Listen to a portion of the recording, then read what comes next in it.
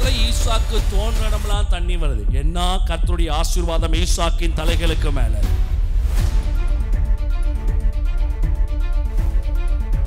நாம் பழுகும்படிக்கு கர்த்தர் நமக்கு இடம் உண்டாக்குகிறார்.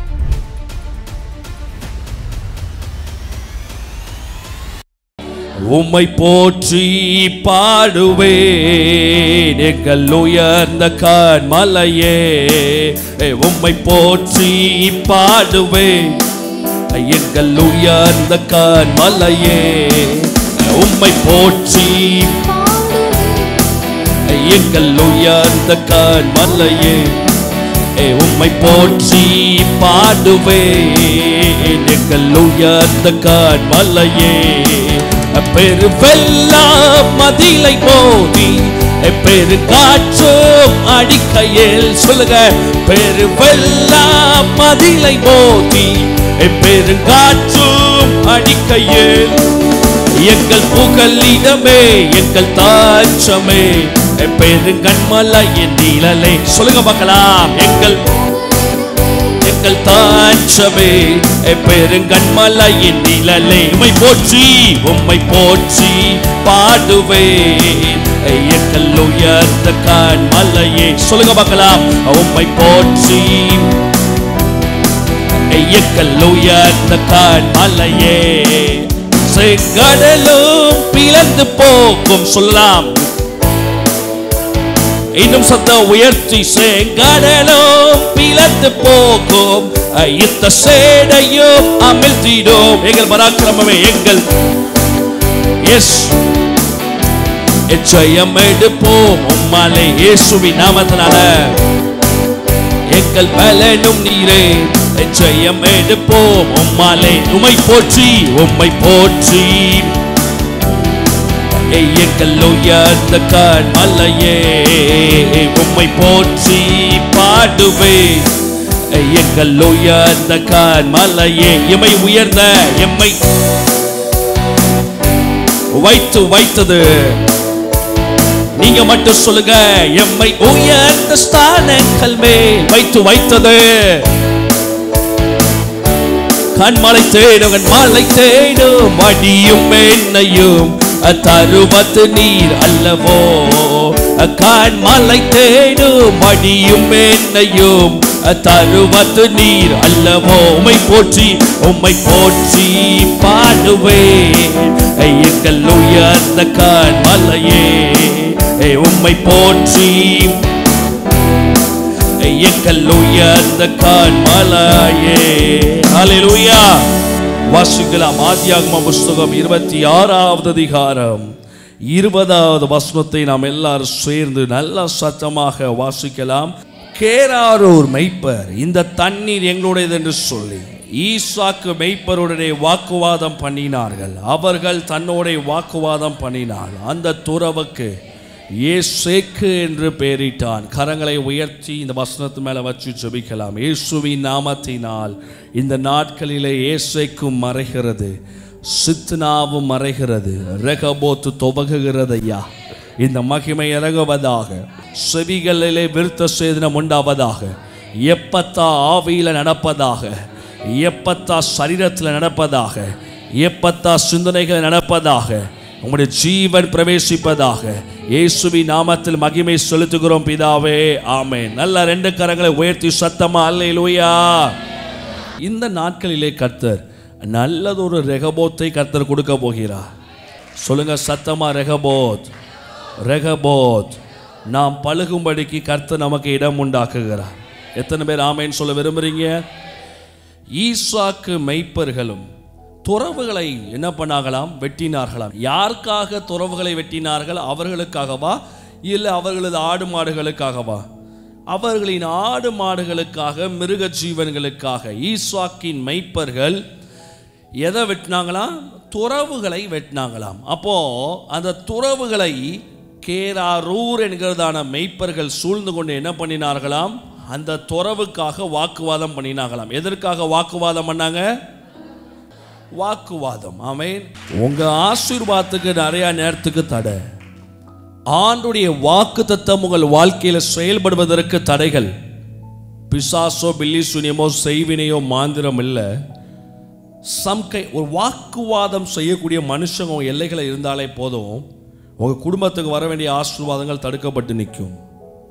உங்கள் சர்ச்சுக்கு வர வேண்டிய நன்மைகள் தடைப்பட்டு நிற்கும். இன்றைக்கி ஒரு பெரிய சீக்ரெட்டை உங்களோட நான் பகிர்ந்து கொள்ள விரும்புகிறேன். வாக்குவாதங்களுக்கு கர்த்தர் நம்முடைய வாழ்க்கையில் முற்றுப்புள்ளி வைக்கணும். வாக்குவாதம் 2 விதத்தில் இருக்கும். ஒன்று என்ன பண்ணுவாங்கன்னா, உங்களுக்கு வெளியே இருந்து வாக்குவாதம் பண்ணுவாங்க, இல்லை புருஷனும் பொண்டாட்டியுமா உட்காந்து வாக்குவாதம் பண்ணுவீங்க. ஆமென். சில பேர் இதுக்குனே டிசைன் ஆனவனுங்க மாதிரி இருப்பானுங்க, வாக்குவாதத்துக்கு பிறந்தவனுங்க மாதிரியே இருப்பானுங்க. சில பேர் பார்த்தா இன்னாருக்கு பிறந்தவங்க மாதிரி தெரியாது, வாக்குவாதத்துக்கே பிறந்தவனுங்க மாதிரி இருப்பானுங்க. ஆண்டவர் சொல்லுகிறார், உள்ள இருக்கிற வாக்குவாதத்தை நீங்க நிப்பாட்டலாம், வெளியே இருக்கிற வாக்குவாதங்களை கர்த்தர் நிறுத்த வைப்பார். வாக்குவாதங்கள் நிறுத்தப்படும் போது ஆசீர்வாதங்கள் துவக்கப்பட ஆரம்பிக்கும். விசுவாசிக்கிறவங்க கரங்களை தட்டி ஒரு அல்லேலூயா சொல்லலாமே. ஈசாக்கின் மெய்ப்பர்கள் ஈசாக்கிட்ட வந்து சொன்னாங்களா, தம்பி கிணறு உன்னுடையதா இருக்கலாம், தண்ணி எங்களுடையது. கிணறு உன்னுடையதா இருக்கலாம், தோண்ட மம்பட்டி உன்னுடையதா இருக்கலாம், போட்ட கடப்பாறை உன்னுடையதா இருக்கலாம், இந்த மண்ணு வேணா உன்னுடையதா இருக்கலாம், இந்த மண்ணுக்குள்ளேருந்து வந்து தண்ணி யாருடையது? என்னுடையது. ஆமென். நிறைய நேரம் நம்ம வாழ்க்கையில் நிறைய பேர் அப்படி தான் சொல்லுவாங்க. இன்னைக்கு ஆண்டவர் சொல்லுகிறார், உங்கள் ஆசீர்வாதங்கள் மேலே உரிமை கொள்ளுகிற சில அந்தகார வல்லமைகளை கர்த்தர் இந்த காலை நேரத்தில் அவர் உடைச்சி தவிடுபடியாக்கி உங்கள் வாழ்க்கையை கர்த்தர் நிச்சயமாக இந்த காலை நேரத்தில் உயர்த்த போகிறார். சொல்லுவாங்க, பிள்ளை பெற்றது நீயா இருக்கலாம், அந்த பிள்ளையை வளர்த்ததுனா அப்படின்னு டயலாக் கேட்டவங்களாம் கை தூக்கி காமிங்க பார்க்கலாம். வேலைக்கு போகிறது நீயா இருக்கலாம், ஆனால் உன் சம்பளம் என்னுடையது அப்படின்னு சொல்லி சில வட்டிக்காரர்கள் உங்கள் ஆசீர்வாதங்களை உரிமை கொண்டாடி கொண்டு இருக்கிறாங்க. ஜெபிச்சது நீயா இருக்கலாம், ஆனால் வீட்டு உழைச்சி கொண்டு வந்து சம்பளத்தை கொடுப்பது நான் தான், புருஷன். நம்மளுடைய ஆசீர்வாதங்களை உரிமை கொள்ளுகிற மனிதர்களையும் மனுஷிகளையும் இயேசுவின் நாமத்தினால நீங்கள் இன்னைக்கு மேற்கொள்ள ஆரம்பிக்கும் போது தான் கர்த்தர் உங்களை ரெகபோத்துக்குள் நடத்த ஆரம்பிப்பார். வாக்குவாதம்னா சாதாரண வாக்குவாதம் அல்ல.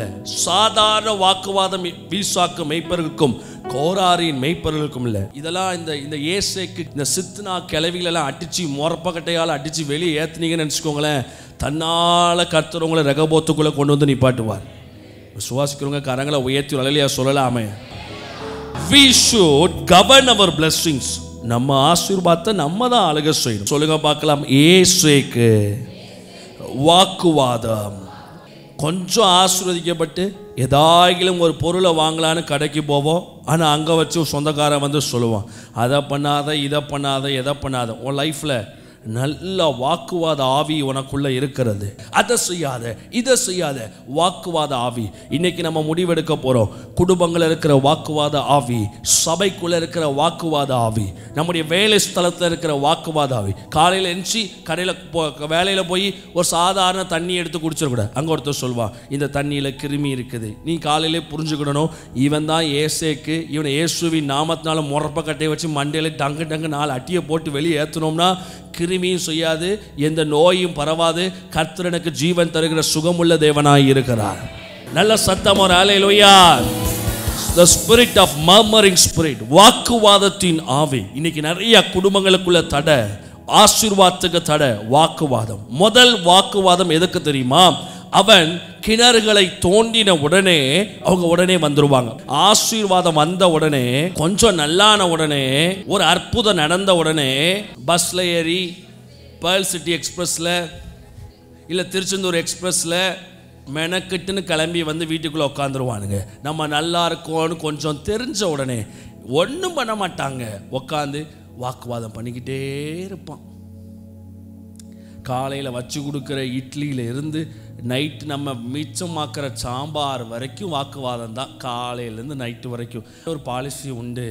எப்பா உன்னை கூப்பிட்டாதானப்பா வாக்குவாதம் பண்ணுவேன், உன்னை வீட்டுக்குள்ளே விட்டாதானே வாக்குவாதம் பண்ணுவேன், உன்னை நேரில் பார்த்தாதானே பேசுகிறதுக்கே உள்ள சந்தர்ப்பம் கிடைக்கும். எல்லா வாசல்களையும் நான் பூட்டிடுறேன். அப்போ தான் கர்த்தர் எனக்கு ஏசேக்கை தாண்டி சுத்னாவை தாண்டி கர்த்தர் எனக்கு ரெகபோத்தை உண்டு பண்ணுவார். எத்தனை பேர் கரங்களை உயர்த்தி அல்லேலூயா. ஏசேக்கு அவர்கள் தன்னோட வாக்குவாதம் பண்ணினபடினால் அடுத்து வாசிங்க, இயேசுக்கு என்று பெயர் வச்சா. 21வது வசனத்தை வாசிங்க. வேறொரு துறவை வெட்டினார்கள், அதை குறித்தும் வாக்குவாதம் பண்ணினார்கள், ஆகையால் அதற்கு இயேசுக்கு என்றால் வாக்குவாதம். சுத்துனா அப்படிங்கிற வார்த்தைக்கு அர்த்தம் எதிர்ப்பு. இதனுடைய மொழிப்பதம் இப்படியாக சொல்லிருக்கிறது. சுத்துனா என்றால் எதிர்ப்பு. உங்கள்கிட்ட வந்து பேசிக்கிட்டே இருப்பான், அந்த சர்ச்சுக்கு போகாதீங்க போகாதீங்க போகாதீங்கன்னு உங்கள்கிட்ட உட்காந்து ஓதிக்கிட்டே இருப்பான். அடுத்த வாரம் பார்ப்பான், ஞாயிற்றுக்கிழமை காலையில் 5:30 வீட்டு வாசலுக்கு வந்து, எம்மா எப்பா தலைவலிக்கு வயிறு வலிக்கு, எக்கா எனக்கு சமைச்சு போடு, என்னை பத்திரமா பார்த்துக்கோ, எனக்கு இருக்கிற ஒரே அக்கா நீ தானே, நீ நாசமாக போனால் தான் நல்லா வாழ முடியும். கரெக்ட். ரெண்டாவது, சுத்துனாக்குள்ள வருவான். சுத்துனா என்றால் எதிர்ப்பு என்று பொருள். ஆசீர்வாதங்களை முன்னேற்றங்களை தடை பண்ணுகிற 2 ஆவி. ஒன்று வாக்குவாதத்தின் ஆவி, ரெண்டாவது நிறைய பேர் சொல்லுவாங்க, பாஸ்டர் என்னை ரொம்ப எதிர்க்கிறாங்க, நான் நல்லா இருக்கக்கூடாதுன்னு ரொம்ப எதிர்க்கிறாங்க, நான் ஆசீர்வாதமாக இருக்கக்கூடாதுன்னு ரொம்ப எதிர்க்கிறாங்க, நான் முன்னேறக்கூடாதுன்னு ரொம்ப எதிர்க்கிறாங்க. சில பேர் நேரில் எதிர்ப்பாங்க, சில பேர் ஆவியில் எதிர்ப்பாங்க. ஆனால் கர்த்தர் சொல்லுகிறார், நீ அந்த ஒவ்வொரு எதிர்ப்புகளுக்கு மடங்கடிக்கப்படாமல், நீ கர்த்தர் உனக்கு தந்த நல்ல வேலைகளை தொடர்ந்து நீ செய்து கொண்டு இருக்கும் பொழுது, துறவை வெட்டுகிற வேலையை மீண்டும் மீண்டும் நீ செய்து கொண்டு இருக்கும் பொழுது, கர்த்தர் சொல்லுவார், ஒரு நாள் வருகிறது கர்த்தர் உங்களை ரெகபோத்துக்குள் கொண்டு நிறுத்த வைப்பார். சொல்லுங்க ஒரு ஹல்லேலூயா. இயேசுக்கு. ரெண்டாவது என்னது? சுத்துனா. எவ்வளவு டென்ஷன், இதெல்லாம் எவ்வளவு டென்ஷன் ஆக்குற விஷயம் பாருங்களேன். இவன் ஆள் அனுப்புறான், இவன் பணத்தை கொடுக்கறான், இவன் தான் வேலைக்காரங்களை அனுப்புறான், இவன் அப்ரூவல் வாங்குறான், இவன் கிணத்தை தோன்றான். தண்ணி யாருடையது? சரி, இதெல்லாம் வேனுக்குன்னு வம்பளுக்கானா இல்லை யதார்த்தமா வம்பளுக்கானா? வேனுக்குன்னு. எதனால வம்பளுக்குறான்? ஈசாக்கின் ஆசீர்வாதத்தை பார்த்து அவங்களுக்கு பொறுக்கலை. ஏன் தெரியுமா? அன்னைக்கு அந்த 26வது அதிகாரம் முதல் வசனம் இப்படியாக சொல்லுகிறது. வாசிங்க பார்க்கலாம். ஆபிரகாமின் நாட்களில் உண்டான பஞ்சத்தை அல்லாமல் பின்னும் ஒரு பஞ்சம் தேசத்தில் உண்டாயிற்று. அப்பொழுது ஈசாக்கு பெலிஸ்தருக்கு ராஜாவாகிய அபிமெலேக்கிடத்தில் போனான். நல்ல கரங்களை உயர்த்தி அல்லேலூயா சொல்லலாமே. ஊர் ஃபுல்லாக சாப்பாடுக்கு வழி இல்லை, எங்கே பார்த்தாலும் வறட்சி, எங்கே பார்த்தாலும் குறைவு, தண்ணிக்குரிய அறிகுறியே இல்லை. ஈசாக்கு தோன்னா மட்டும் மேஜிக் மாதிரி கர்த்த தண்ணீர்களை வர வைக்கிறார். ஒன்றும் இல்லை சார், பொறாம. கையை தட்டி அல்லேலூயா சொல்றவங்க சந்தமா கையை தட்டி அல்லேலூயா சொல்லலாமே. பஞ்ச காலத்துல ஈசாக்கு தோன்ற இடம்லாம் தண்ணி வருது. என்ன கர்த்தருடைய ஆசீர்வாதம் ஈசாக்கின் தலைகளுக்கு மேல. சூழ்நிலைக்கு அப்பால் பட்ட கர்த்தருடைய கரம். விசுவாசிக்கிறவங்க கரங்களை உயர்த்தி சத்தமா ஆமென் சொல்லுங்க. ஆனா ஈசாக்கு என்ன பண்ணானா? 20வது வசனத்துல இந்த தண்ணீர் யாருடையது என்று சொன்னாங்களா? தங்களுடையது என்று சொல்லி ஈசாக்கு மெய்ப்பரோட என்ன பண்ணினாங்களா? வாக்குவாதம் பண்ணினார்கள். வாசிங்க.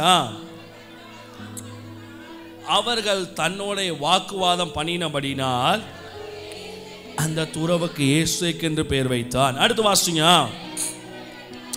சரி, அதே இடத்துல 21வது வசனம் இன்னொரு துறவை வெற்றாய். இங்கே வந்து தண்ணி எங்களுடையது. அல்லேலூயா சொல்ல மாட்டீங்க போலயே. சத்தமா சொல்லுங்க ஒரு அல்லேலூயா. எது என்னுடையது? தண்ணி எங்களுடையது. அடுத்து வாசிங்க. அதை குறித்தும் வாக்குவாதம் பண்ணினார்கள், அதற்கு சுத்துனா. சரி, புரிஞ்சுக்கிட்டான். முதல்ல வாக்குவாதம் பண்ணாங்க, இப்போ என்ன பண்றாங்க? 2வது தடவையும் பிரச்சனைக்கு வராங்க. இதற்கு பேர் எதிர்ப்பு என்று பொருள். என்ன பொருளா இது? சரி, இவன் என்ன பண்ணா? 22வது வசனம் என்ன பண்ணா? வாசிங்க பார்க்கலாம். 22. அவன் என்ன பண்ணான் தெரியுமா? அவ்விடம் விட்டு பெயர்ந்து போய். சத்தமா சொல்லுங்க பார்க்கலாம். அவ்விடம் விட்டு பெயர்ந்து போய். நல்ல சத்தமா சொல்லுங்க. அவ்விடம் விட்டு பெயர்ந்து போய். அவ்விடம் விட்டு பெயர்ந்து போய் வேறு ஒரு துறவை வெட்டினார்கள். சத்தமா வாசிங்க பார்க்கலாம். வேறு ஒரு துறவை. அதை குறித்து அவர்கள் வாக்குவாதம் பண்ணவில்லை. அப்பொழுது அவன், நாம் தேசத்தில் பழுகும்படிக்கு இப்பொழுது கர்த்தர் நமக்கு இடம் உண்டாக்கினார் என்று சொல்லி அதற்கு ரெகபோத் என்று பெயர் வைத்தான்.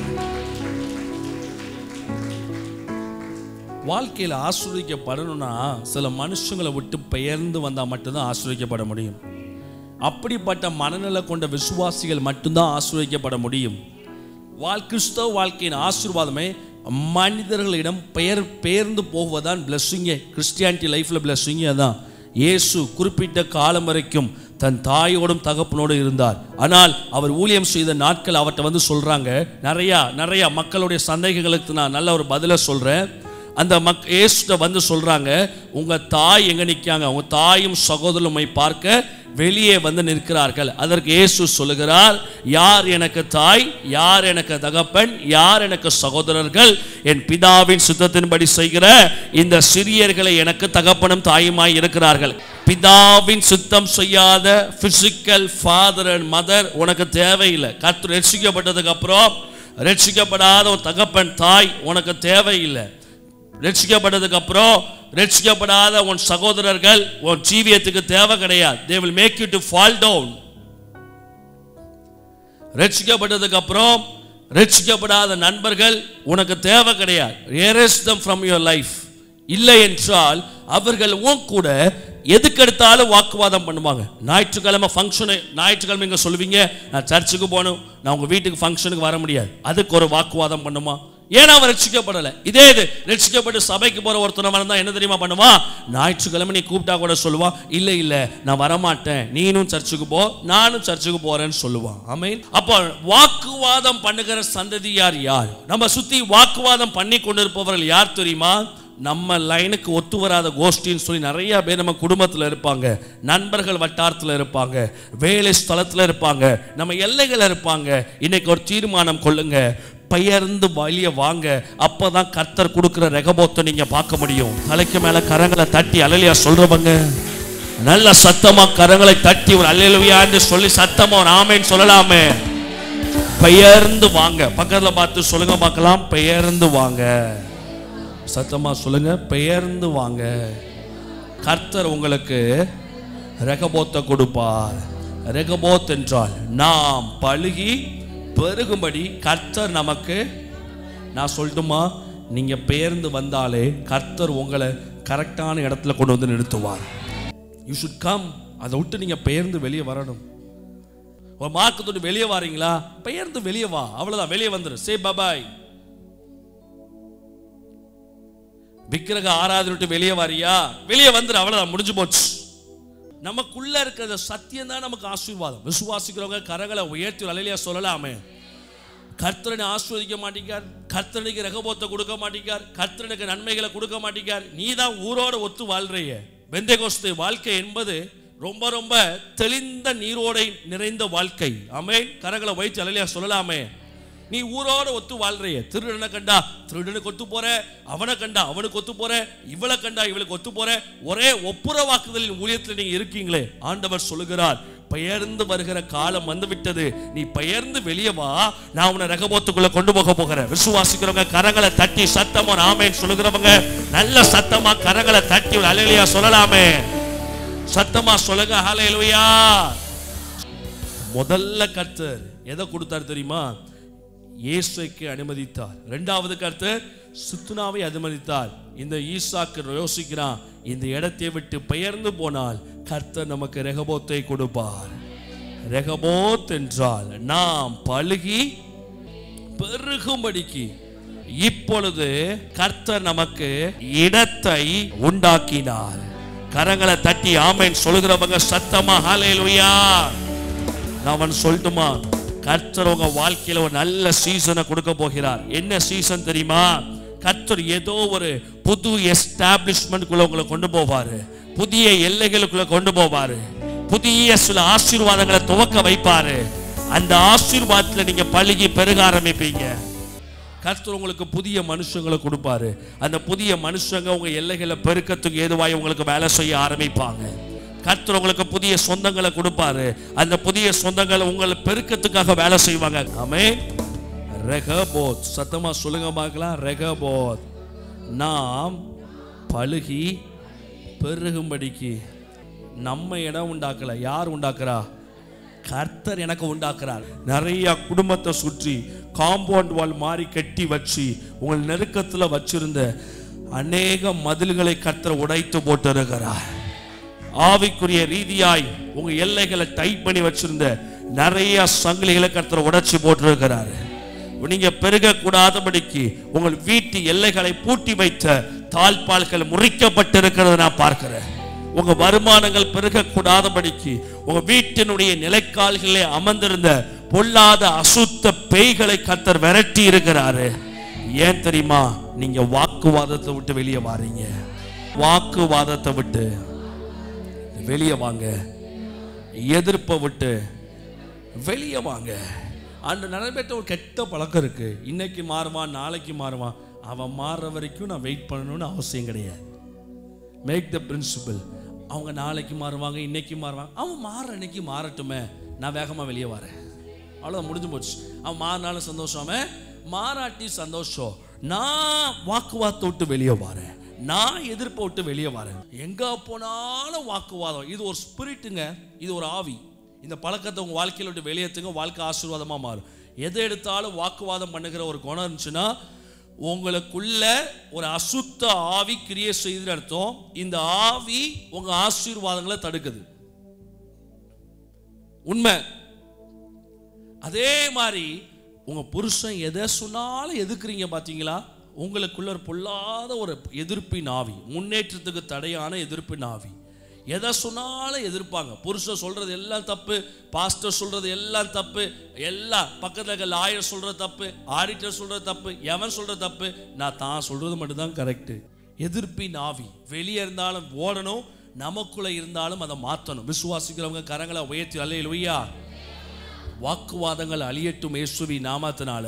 புருஷன் பொண்டாட்டிக்குள்ள இருக்கிற வாக்குவாதங்கள் எல்லாம் ஒளியேற்றும். புருஷன் பொண்டாட்டிக்குள்ள இருக்கிற எதிர்ப்பின் வல்லமைகள் ஒளியேற்றும் இயேசுவின் நாமத்தினால. ரெகபோத் பெருகட்டும். இந்த நாள் துவக்கி அந்த பெருக்கம் சபைக்குள்ள உண்டாகட்டும்.